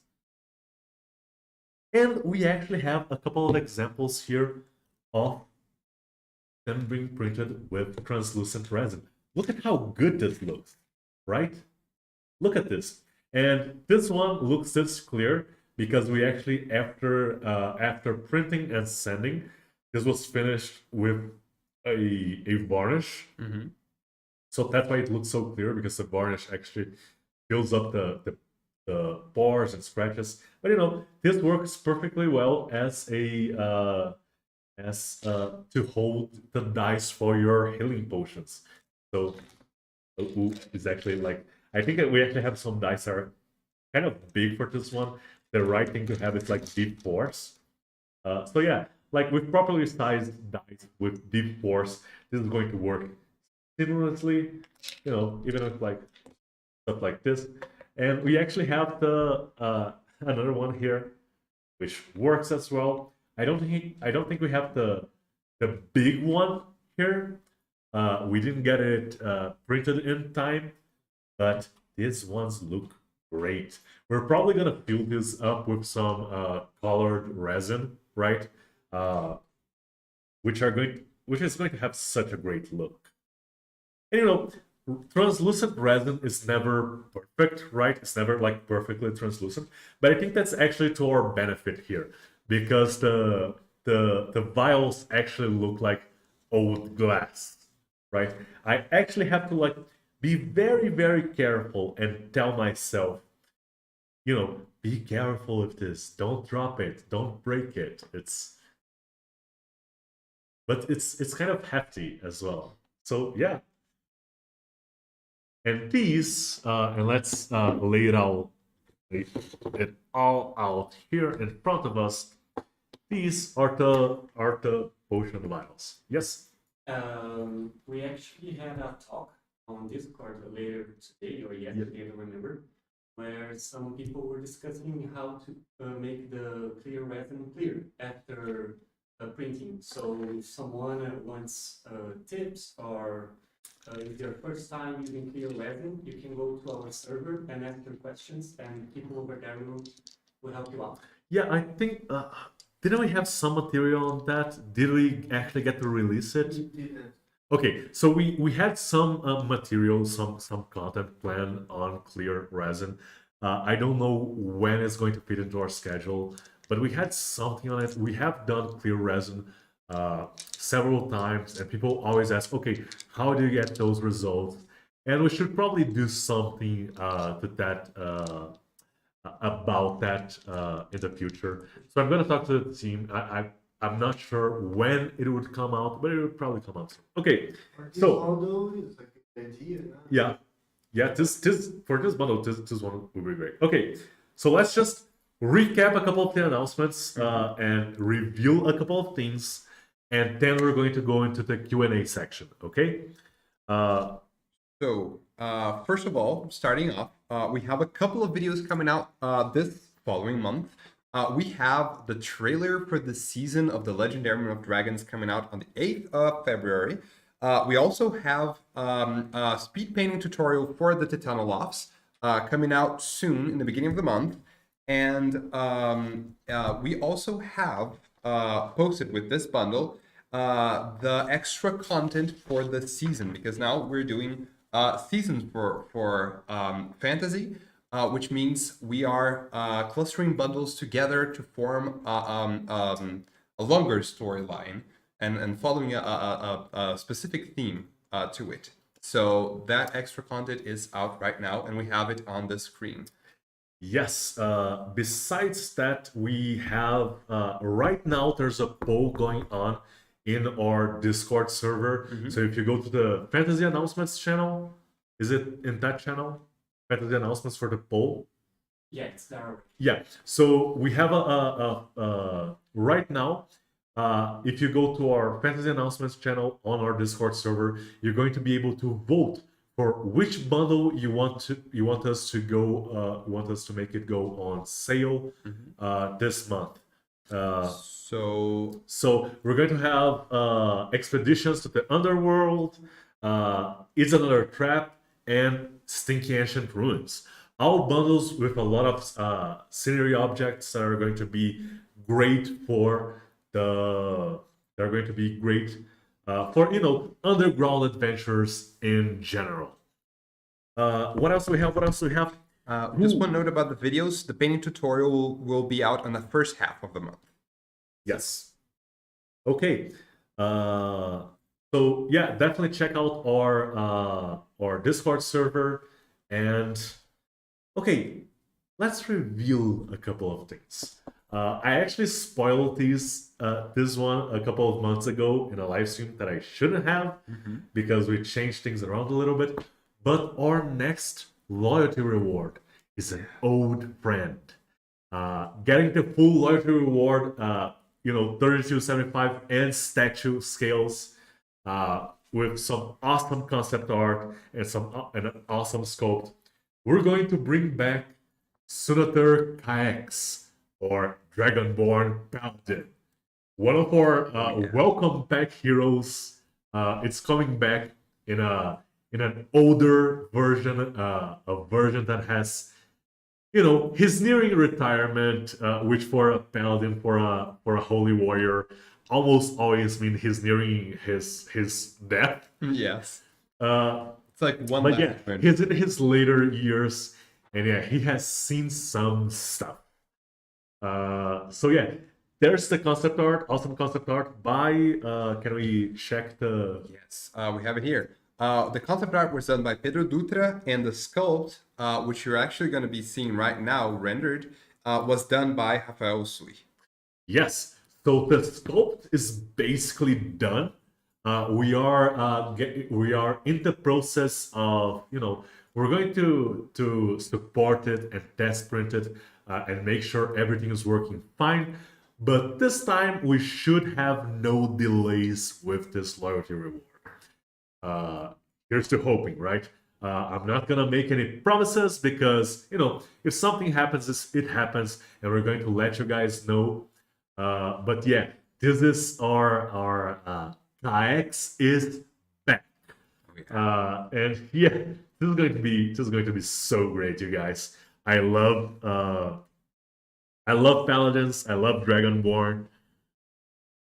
So yeah. Yes, and he does match very well with the Season of Dragons. Originally, he was going to come out in the end of last year, but we decided that he fits so much better with the Legendarium of Dragons. So we moved him to this season, and yeah, he just fits like a glove. And let's reveal the name of. Okay, let's move on to the name of our next fantasy bundle, and see if you guys can figure out in chat what the next fantasy bundle is going to be all about. So the name for the next bundle for this the fantasy subscription is. Would you like to? No, you do the honors, man. Okay, it's Locksworth Academy. Locksworth Academy. Yes. So yeah, it's something. Let's just say it's something that a lot of you guys have been asking for a while. A particular team, a particular type of character is going to be making is going to be showing up a lot in this next fantasy bundle. Yes. So again, Locksword Academy is actually showing up like here. Yeah, here. So yeah, that's the name of the next bundle, and you get to hear it here on the live stream first. We will have some concept art for you guys. It's going to take a while. I'm not sure when it's going to come out. It's going to take, probably at least 10 days. So there's no reason to we're going to release the concept art when the concept art is ready to be released. So there's no reason to blast the support team asking for some concept art. We know you guys get anxious about it, but trust us, it's going to be out as soon as it's ready. We have one last piece of news. We have one last piece of news, and it's some very, very important news. Yeah. We are going to reveal more information on this towards the end of February. So definitely stay tuned to our community channels and to our Facebook and Discord servers, because there's something kind of big coming. Something big for the welcome pack. Mm-hmm. So you guys are going to get welcome pack 3.0. I'm not gonna reveal too much about it, especially because there's a couple of things that I'm actually not sure if they're actually going to be coming out with this version of the welcome pack 3.0. But yeah, the welcome pack 3.0 is on its way. Mm-hmm. And it's something so cool, you guys. Yeah, when we say something big, it's really gonna be amazing. Yeah, it's going to be awesome. We are going to have some news about it again towards the end of the month. Mm-hmm. We're probably going to reveal some concept art and then some renders, but it's going to take a little bit. We are actually not sure of the exact date that it's going to be coming out, but it is coming. And we're going to explain to you all of the rules to get access to the new welcome pack, to the new version of the welcome pack. Those are also going to be announced in the community. So that's the end of the announcements. That's the end of the announcements. I think we can move on to the Q&A section. Mm-hmm. I actually have the chat open here, and a lot of people are a lot of people are making comments about the welcome pack 3.0. We're not gonna say anything more. We don't want to spoil anything. Let's see where now we're in. 24 hours notice is probably a good idea, Rexidus. We are trying to do the live streams. Okay, so here's the general schedule, and I think we can probably make an actual little schedule and release it to community, because it's gonna we are actually trying to do the live streams on the day before the bundle release. And when those dates fall on a weekend, we do on the earliest business day available. So that's how we usually do it. So for January, for instance, We didn't do it on the 31st of December or on the 1st of January because those were holidays, but we did it on the 2nd of January. And we are doing it now on the 31st of January with the bundle release tomorrow. And that's the general dates for the live streams, but I think it's a good idea to try and post it. Goose War. Yes, it's the Welcome Pack 3.0. The 2.0 was actually like we added several more characters. A lot of people joined Loot after the Welcome Pack 2.0, so you probably already have it. If you have been subscribed to Loot, if you subscribe to Loot after, I think it was like September or October of 2021, I think you already have the 2.0 version of the Welcome Pack, but the 3.0 version has some, very cool stuff coming. And it's important to notice that these additions, they are not going to remove anything. We're just going to add.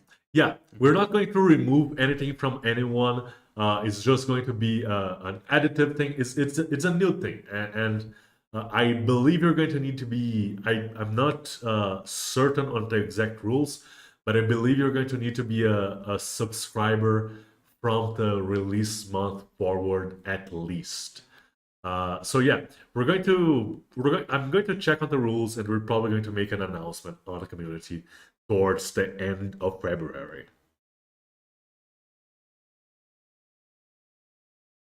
Celestino Garza is asking, is there a chance of an awakened animal bundle in the future, like a paladin pug, a rogue fox, a warlock tabby, for example?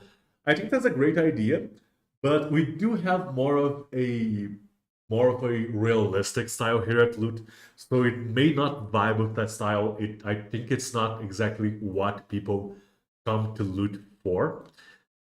But we have been talking about doing, standalone lots. That is something that is in the back burner. We are focusing on a couple of different projects right now. But in the future, there's a chance for a standalone launch, which may be less models, like 5 to 10 models, something like that. And that is a more specific idea like the one you're mentioning. Maybe with a little bit of a different style, and that would be something outside of the subscription. We can't make any promises right now, but it's in the back burner. Any more plans for dungeon tiles like with Flare of Flyers? We like to do dungeon tiles, and we certainly have more plans for them in the future. But it is not something that we can do every month. It's not, it's not something that is going to. It is something that we have to try to balance. So a lot of people like the tiles, but a lot of people prefer the scattered terrain, and we can't really do everything every month. We kind of have to pick and choose. So with bundles that could lend themselves to, whenever we can, we try to do tiles, but it takes a little bit of time for us to actually be able to get around to it.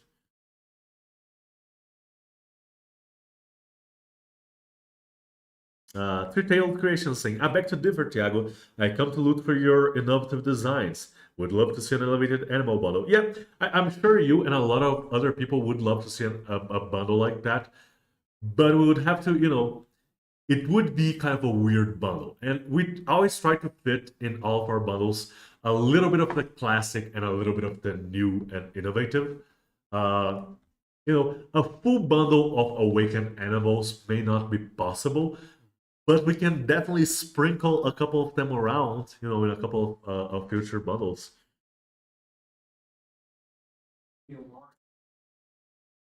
Let's see here. Yes? Step-by-step guides put together more of our complete model. Yeah, I think it's something that we have started to do recently. So we have plan guides to helicopter. Yeah, so our more complicated models, especially the more recent ones, they usually have some sort of assembly guide, and it's going to be a PNG or a PDF that is going to be either available with the download of the model or as an extra, right, on the magazine or something like that. So we try to make them available for the more complicated models. And usually, if anything has more than 5 or 6 parts that can be to be put together, we try to do an assembly guide. And we try to put some numbers in the connection. Easy. Yeah, and if you check the Lucas is saying here from behind the cameras. I don't know if you guys can hear him well. We try to number the connections so they are it's easier to identify them and to not put part AB where part AC should go or something like that. I believe you mentioned something during our last sci-fi stream, but we are having questions about the facades, if we can have them for fantasy. Yeah, facades for fantasy. Okay, so we did put the facades for the sci-fi bundle, and we do plan our bundles like months and months in advance. So sometimes it takes us a little bit to be able to catch up to the demand of the community, but we have heard you, and the facades have already been added to our future plans. So you're going to get them on the fantasy subscription at some point in the future. Let's see. What else? While we look for a question, can you show the dragon painted? Yeah, the painted dragon. Yes, absolutely. Let's see here. Yeah. Yeah, this is like a Komodo dragon from hell, right?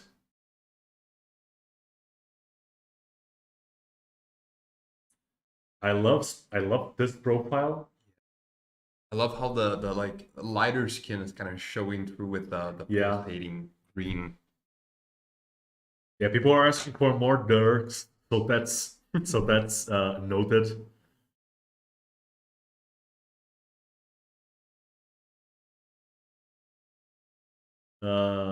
Let's see what else here. I did see a couple of questions.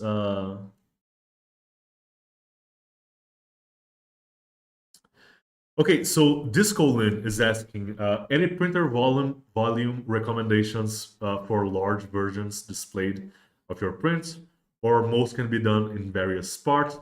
Most of our models can be printed in smaller resin 3D printers. I think if it fits on an Anycubic Mono, the Mono X, it would probably fit on like our minis will probably, all of them will fit on an Anycubic Mono X. They are cut for that purpose. If we have a model that is not made for the smaller sized resin printers, we will let you know. So a couple of our models, especially statues, for instance, the statue scale, we only cut them for the larger printers. Something like the oh, actually, yeah, sorry.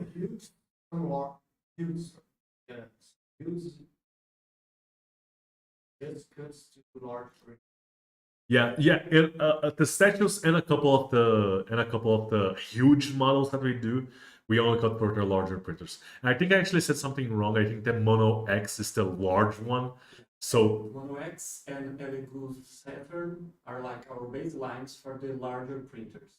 Yes, so Mono X and Elegoo Saturn are baseline for larger printers. I don't know if you guys heard Lucas well there. Either of the Lucases, right?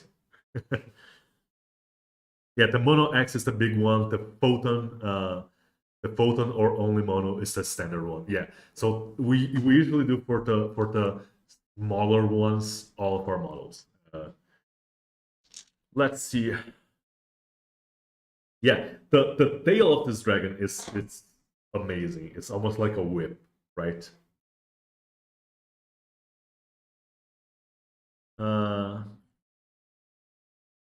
Let's see what else. And I think we are getting kind of to the end of the questions, right? I think there have been a couple of questions that we didn't quite answer, but I actually that we didn't answer directly, but that have been answered. So I think this is a good point to end the live stream. So yeah, this is it for Tenebris Infested, guys. Thank you so much for sticking with us until the end of the live stream. This has been great. Let us know how you like this model with Lucas on the background, picking up the questions from Discord and YouTube. So yeah, Lucas, come around. I'm here. Yeah. So yeah, so thank you so much, and Thank you. see you next time. Bye bye. Bye-bye.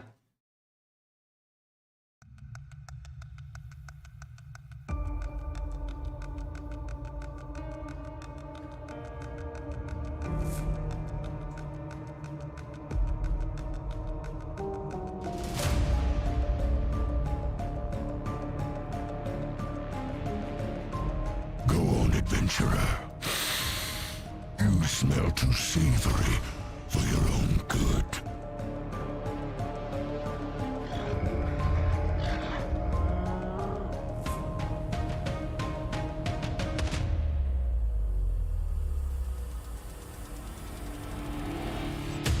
Poison? I know a thing or two about it. My salamander babies just want to play with you for a little while.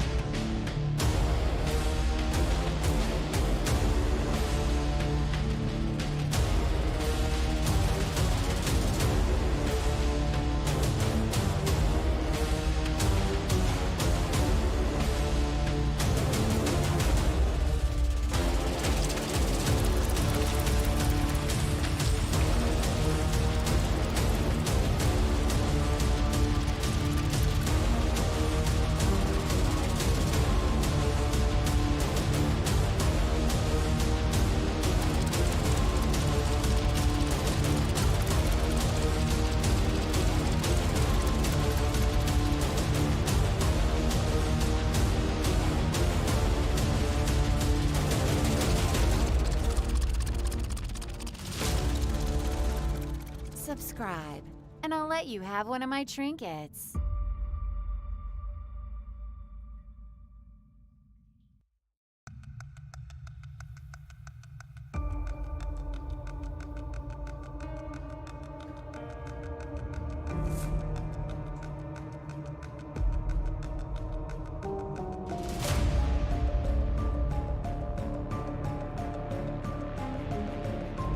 Go on, adventurer. You smell too savory for your own good.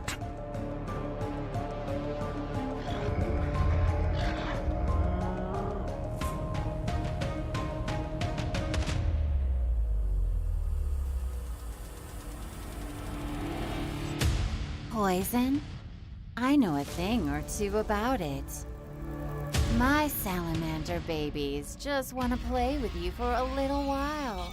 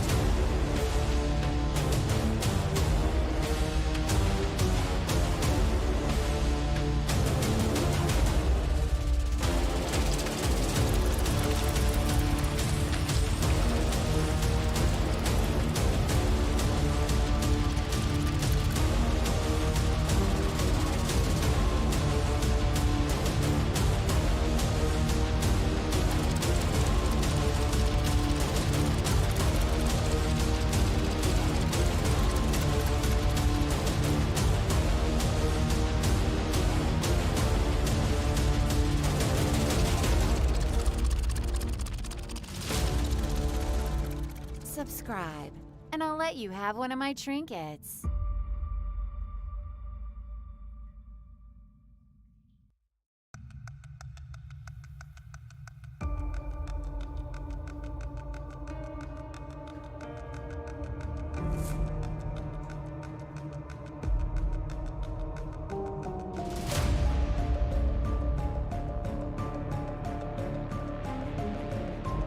Go on, adventurer. You smell too savory for your own good.